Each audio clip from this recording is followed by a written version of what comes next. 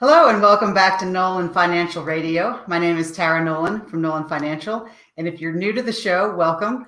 And I would just say that Tony and I are going to be talking about a lot of topics today. So if you have a question that we're not getting to, please feel free to call 719-210-4242 to ask your question. And I would also encourage you to visit my website at www.taraenolan.com. While you're there, you can click on the radio page, and there you can check out past shows. We do lots of educational topics from healthcare to Medicare to IRAs and 401ks, because we think a good, solid foundation for your retirement success really starts with being able to ask good questions. So while you're there, you can also sign up for the radio show on Apple Podcasts or Spotify. So again, please don't hesitate to reach out to Chris and I if you have a question. That number is 719-210-4242. So today we're going to be talking about how do you help your parents with their finances? And I really think this is near and dear to my heart because my parents are getting older and I'm starting to really have to think about these conversations, and parents, they bring us into this world. They care for us. They show us the ropes and send us on our way out into adulthood. And I know Tony is getting ready to send his daughter out into the world. And, where would many of us be without our parents? That said, there's a point in time when many of our parents are just going to need us just as much as we needed them when we were young. So, as our parents age, many of us are really having to help them with their finances. And sometimes it's shocking to realize, like, these people that have been up on this pedestal your whole life maybe don't have it all put together. And so what we want to do is talk today about what you should be expecting to provide for your parents with money. And so for some people, you may be in a good spot and your parents have been well planned, but not everybody's in that spot. But in many cases, I just want to help you understand how you're going to be navigating Social Security, Medicare, retirement incomes, and I hate to say it, just that tidal wave of paperwork that's always part of everything to do with money and retirement. So with that being said, before we get into the show, I want to check in with my amazing co-host, Tony Shore. Tony, how are you doing today? I'm doing great, Tara. Thanks for having me on. It's great to be here with you. And there's nothing I cringe when I hear you say tidal wave of paperwork. It's the best kind. Yeah, no, that does not sound like fun. But that's one reason why people work with you, to minimize some of that burden as well, in also working with their parents to help them out as they get older. When our parents hit their senior years and have to deal with certain financial issues, healthcare needs, we do want to be there to help them out, and the roles reverse. So this is an interesting topic there. I'm interested to dig into this one. I've had some experience with this myself, and I'm starting to deal with it more with my parents. So it is interesting. Now, first though, how have you been? What's been going on with you and Chris? Are you guys keeping busy? I know you've been talking to a lot of people out there. Tony, we've been meeting with a lot of people because, as I'm going through this process of writing the book, we're starting to connect with a lot of more people, and they're starting to go, oh, maybe I need to get a second look at what you're doing because I didn't even know that these were issues. And then, of course, Tony, writing the book, it's just really helping me get very clear on what the message is that I'm trying to say, because it's crazy when you go, okay, you need to say that concisely. You can't just write, a John Steinbeck novel here. Yeah. So it's been, I think if you see those pictures from like National Geographic where they do the MRI scans of the brain and there's different parts of the brain lighting up, I would imagine like I have a bright spot that's about to burn out from all the writing. Wow. Yeah, I know you've been just going like crazy on that book, and you're sequestering yourself this weekend to work on it some more. So I know the payoff is going to be big, though, Tara. I know you're excited about it, and our listeners will be excited about it when they get a chance to get the book and read it. It's going to be great, and I just know it is. The thing, Tony, is it's really taking this whole team to come together, because it's not just me writing. There's like all these people that have to help me with the editing and the typesetting and the cover. And it's just like with our finance business, it's so hard to do it by yourself. And this concept of teamwork, Tony, it's just popping up in every area of my life. I have it in my military career with the teams I build. I have this wonderful team that's helping me with this book launch. Amber Vilhauer and her team at NG Enterprises is a godsend. And then with our financial clients, we have our team of our healthcare providers and our CPAs and our estate planning attorneys. And it takes, I think, no matter what you're doing in life, you always have a little team helping you. Takes a team. In fact, your original book title was going to be something regarding team, right? Wealth is a team sport, and it's actually now become a chapter in the book because it's such an wealth important is a topic. Team sport. That's awesome. I love that. Yeah, wealth and finances are a team sport. You have to have a good team in place. Oh, that's a great example. And speaking of teams, our topic for today, I think this one's going to apply to a lot of people out there. Generally speaking, people are living longer. We've talked about it on the show before. Longevity, that's big. And longevity, though, means a lot of us are going to be helping our parents out with financial matters. And I'm sure as we get into this, you have to do it in a way to avoid putting your own retirement at risk. And as we get into it, I'm sure that's something you're going to talk about. I mean, when you consider all the people who are in their late 50s and early 60s that have parents in their 80s who are going to need financial guidance, that's huge. It's easy to imagine people, taking a bite out of their own retirement to help their parents they love so much. But we need to be wary of that as well. We really do, Tony. And it's like everything we talk about, that money is so much more emotion than it is to do with math. And getting into this topic of dealing about retirement with your parents, we really get into a lot of very touchy emotional areas pretty quickly for most people. And one of the things that can be it can be a very uncomfortable conversation where so you need to be prepared for this. And this is why I bring it up, because you may be wanting to, after hearing the show, going, okay, I'm great. I want to see how my parents are doing. Are they set? Are they good to go? Let's get ready. And you go and have the conversation with this good intention in your mind. And your parent goes, why are you worried about my money? Right. And you might be shocked, like, what do you mean? I'm not worried about your money. I'm worried about you, and I want to make sure that you're going to be taken care of. But sometimes at that point, your parents can get a little touchy and go, well, why are you worried about your inheritance? Yeah. And you're like, what? I'm not worried about an inheritance. I'm trying to make sure that you're going to be covered. Right. And Tony, this can be very touchy, especially in situations where there's second marriages, step parents, things that have been resolved. Well, because they percolate up, right? Because your parents are also getting concerned about, am I going to have enough money? And they get concerned because they want to leave you a inheritance, but then they also want to make sure they have enough money to be taken care of. And so it just brings up a lot of conflict. So I would just say, going into the show, keep that in your head to go, oh, you may be coming in and just trying to help, but be aware that the people that you're trying to help may be like, why are you telling me what to do? Yeah. See, that's the scary part of it. And I think that's why a lot of kids are reluctant to, and I say kids, but a lot of people, maybe in their 50s, even 60s, are reluctant or have a hard time broaching this subject with their elderly parents to talk about this. And I think, that's the biggest factor that prevents a lot of people from sitting down with their parents to discuss finances, and like you mentioned, for years, even decades, your parents were the ones calling the shots. And, you were the one maybe not listening to them so well, and they're trying to help you, and they've financially helped you. And now the roles get reversed, and that can be hard.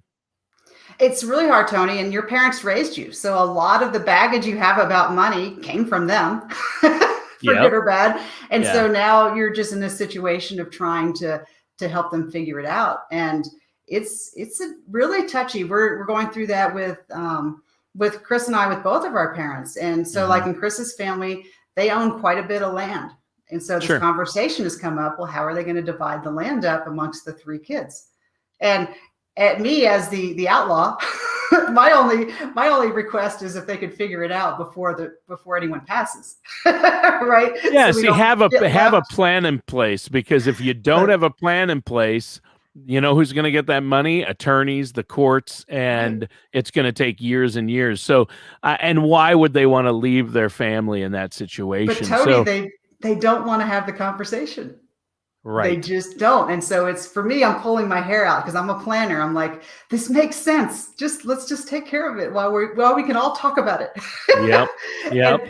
and it's so hard that it's like the logical thing that makes sense isn't always what is. It's not easy to do. Yeah, it's the same way with my dad and his siblings and my grandfather who's 100 but still going strong, Wow. and he owns farmland, and so there's just a question of, what's going to happen, Right. and he doesn't like to discuss his finances with other people, Mm-mm. but he's 100, so Right. he should have probably done it 20 years ago, but When he was then 80.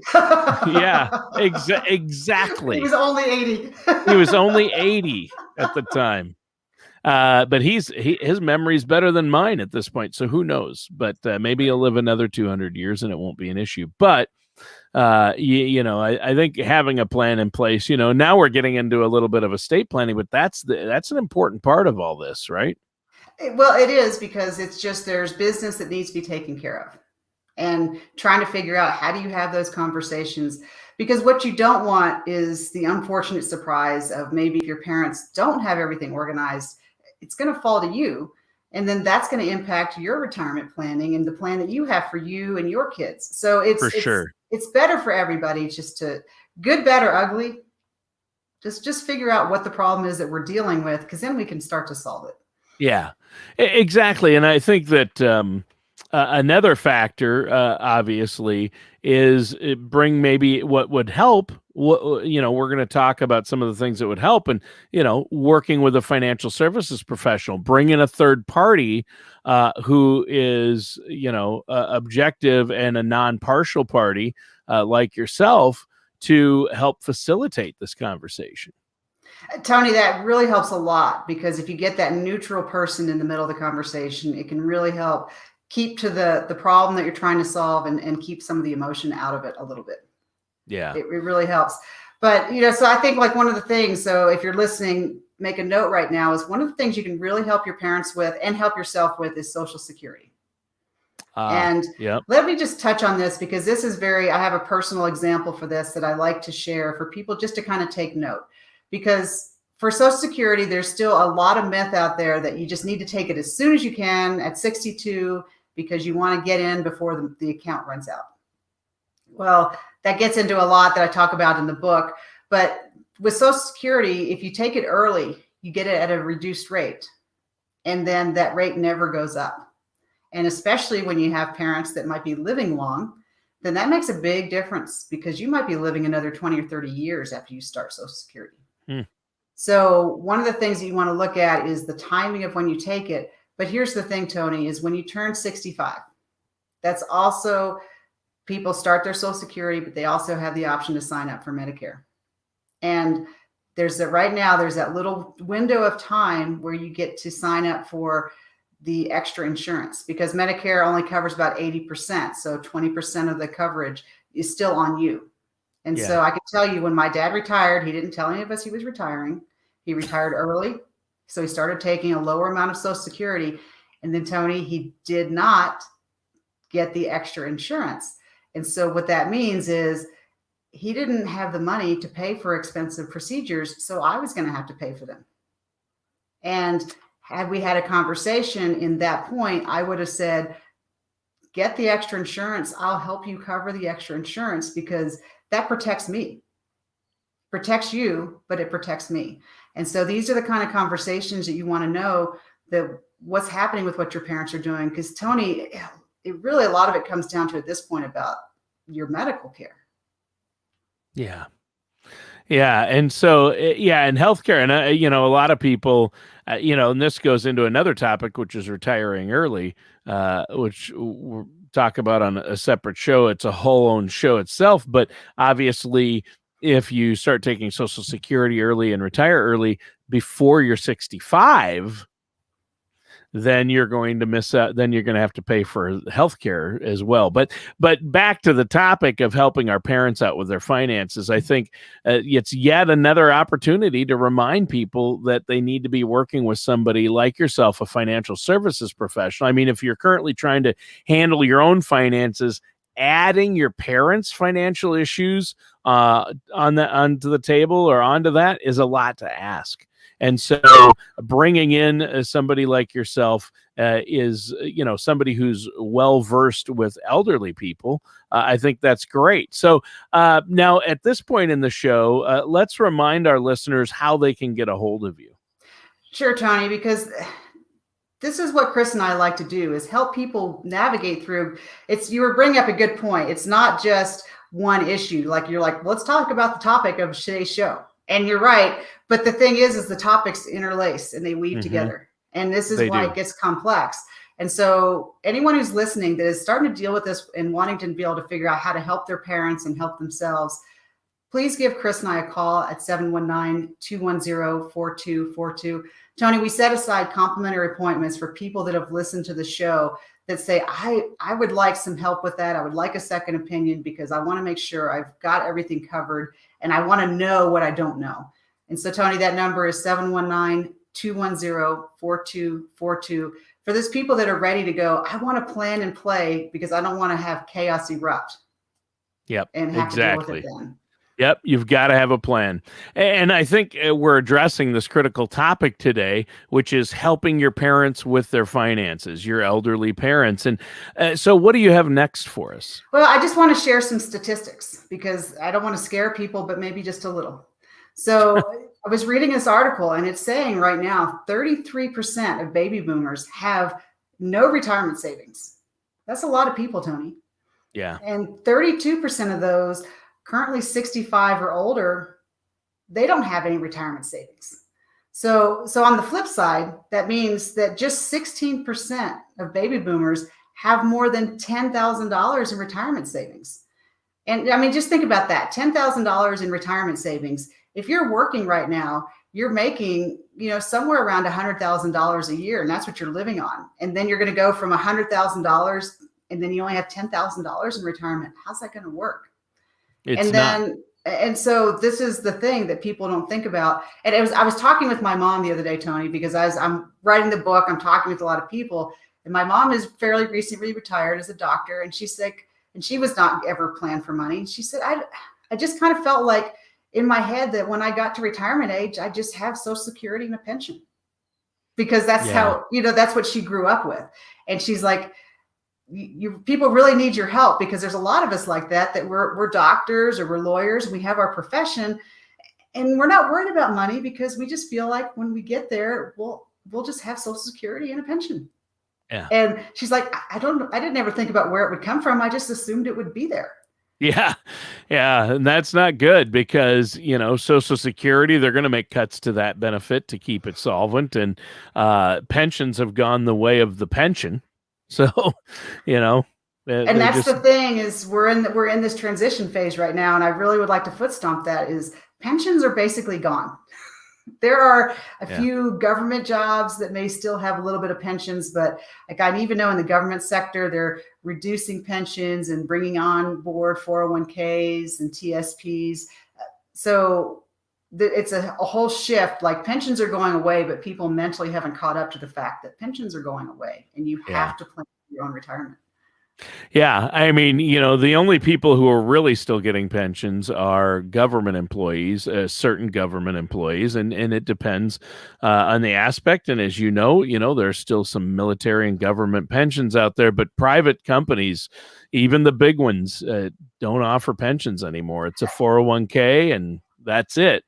And that's not the same as a pension, and especially if you're not funding it properly, right? And so when you get to that point, when your parents get to that point, a lot of them may have kind of a mess or they haven't properly planned or been working with somebody like yourself. So then it's up to their children, their adult children, to step in and maybe help them. And I know the kids want to, the adult children, we want to help our parents. I want to help my parents. Mm-hmm. But it's like, when my mom had to go into a home for a while because of a fall and Parkinson's and rehabilitate, and she was incapacitated for a little while. And so dad didn't know what was going on because mom always handled the finances. So I had to take off work a few days, drive down there and be with them. Obviously, I wanted to be with my dad to help him out and see my mom, but we had to go through files and get safety deposit box keys and get powers of attorney done, because nothing like that had been set up. And so getting it set up while your parents are still healthy is so important, but sometimes that's a hard topic to broach. But I know that there are other tips. What else do you have for us as far as helping our elderly parents out with their finances? So if you can get this done, this is huge. If you can get your parents to sit down with you and figure out if they actually have a retirement gap.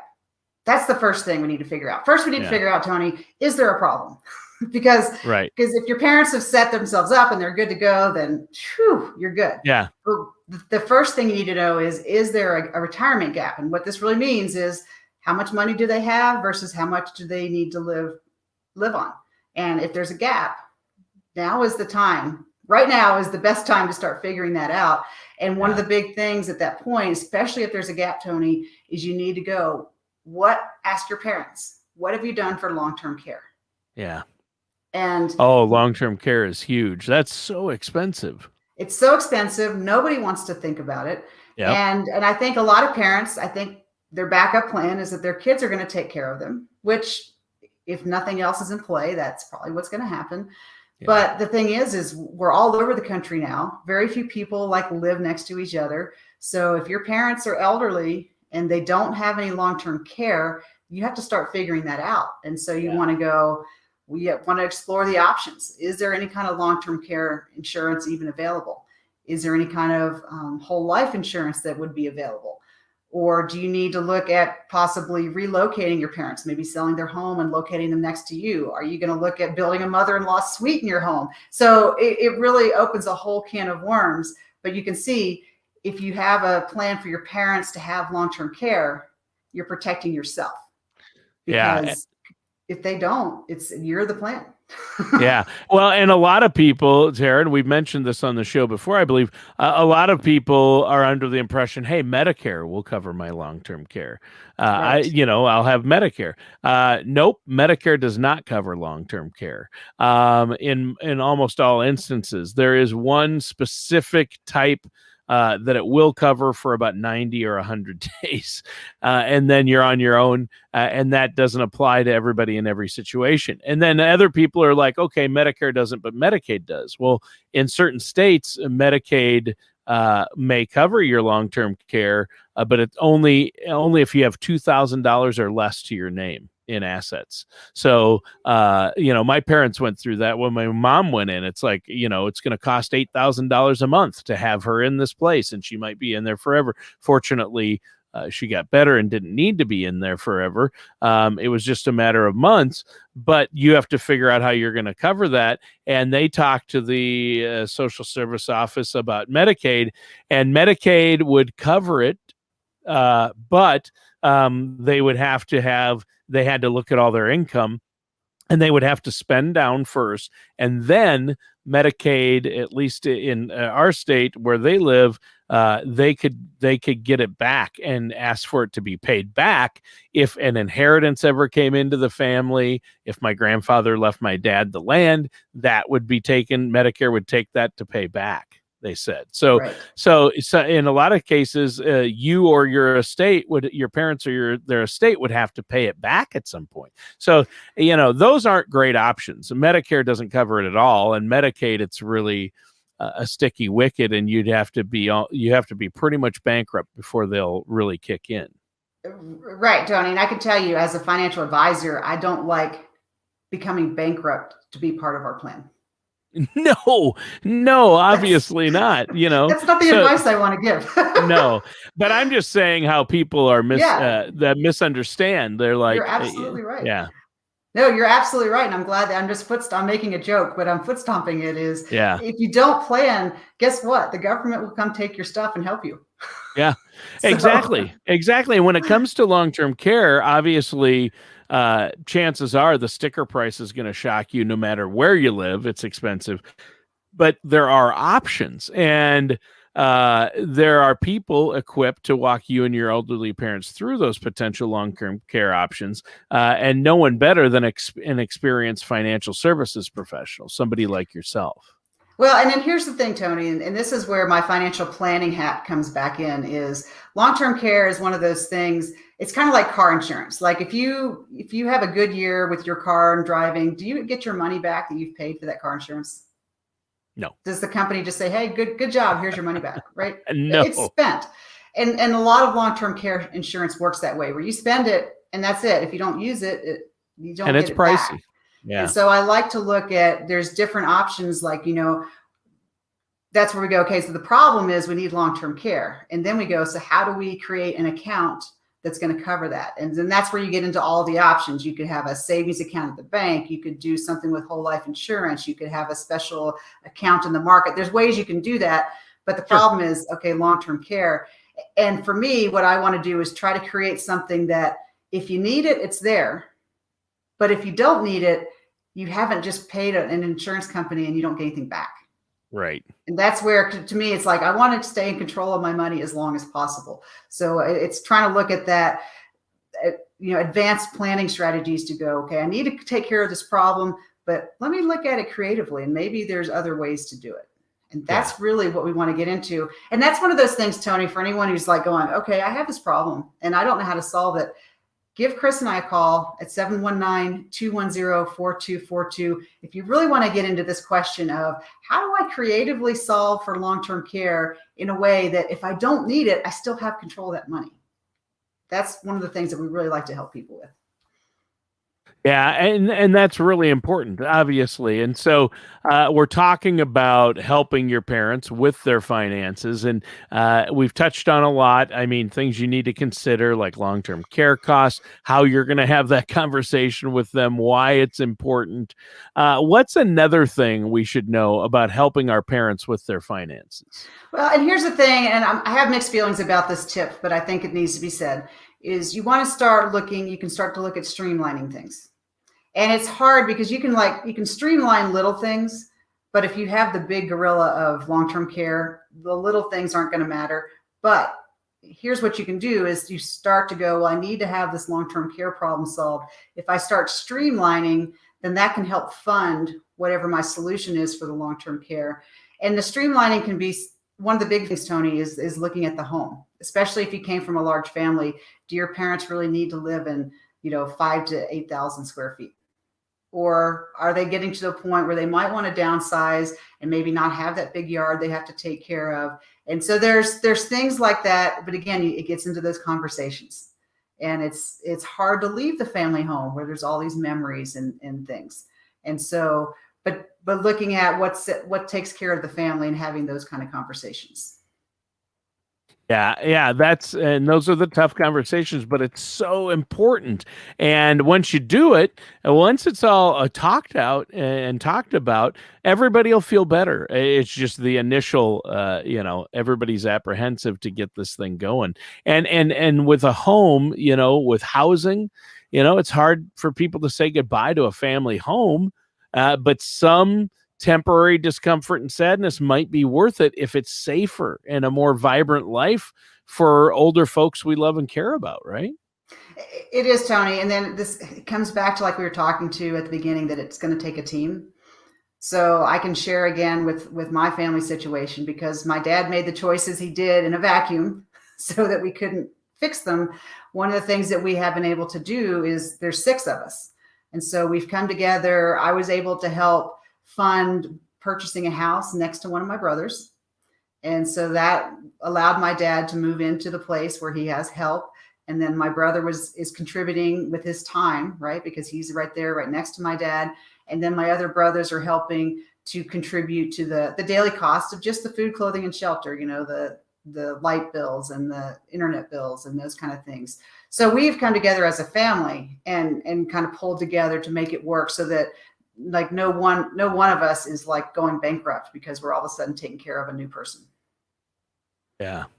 Yeah, and I think that's really interesting, and it's family needs to stick together, Tara, and we've talked about that before. But we need to, family needs to stick together not just when it's easy, but when it's hard as well, right? Especially when it's hard. I Yeah, always say, make the plan when things are good. yeah, Because in that way, when things are hard, you have the plan. If you're trying to make the plan when things are already hard, whew, good luck. Yeah, that's tough. Well, you know what? We're out of time. I didn't realize the time had just flown by. But why don't you let our listeners know before we go how they can get a hold of you?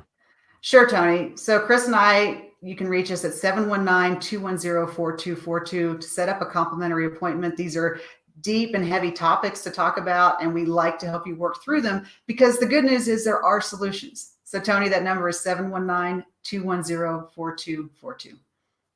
All right, that sounds great. And listeners, that does it for today's episode of Nolan Financial Radio with our host, Tara Nolan.